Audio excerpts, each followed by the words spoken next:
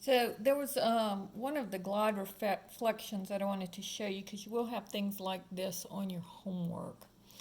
So notice this is a glide reflection, and what they want you to do is they want you to translate it, and here's the translation from A to B. So it says translate from A to B, and then they want you to reflect it about the line L. So here is the translation from A to B, and then after you translate it, then you're going to flip it about this line L. So notice at first I'm going to move it over 2, so this would go, P would go over 2 and then flip about L. Q would go over 2 and then flip about L. R would go over 2, and notice it's 2 steps away from L, so it's going to flip over and be up here.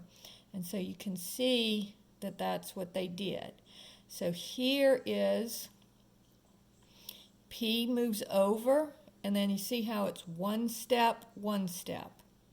Then Q moves over 2, and then it's 1 step away, 1 step away from L. But then R moves over 2, and then it's 1, 2 steps, 1, 2 steps away from L. So that's how you do a glide translation using the GeoBoard. Sorry, not a glide translation, a glide reflection using the GeoBoard.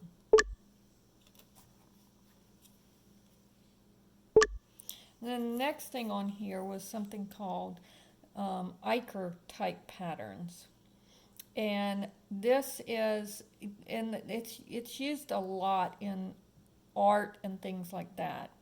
And so here is an Eicher type pattern where it's the same little cat, and the cat looks like it's hugging itself, and you could put more like that, and you could actually put a whole bunch of them and fill the whole plane with it.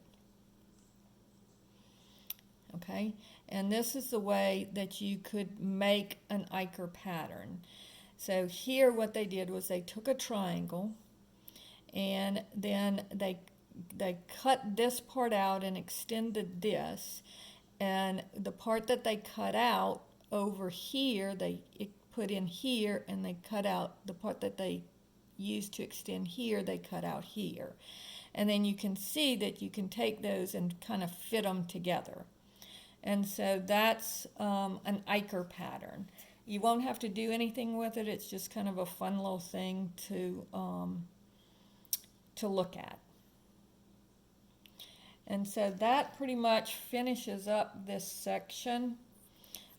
Your homework for this section is going to be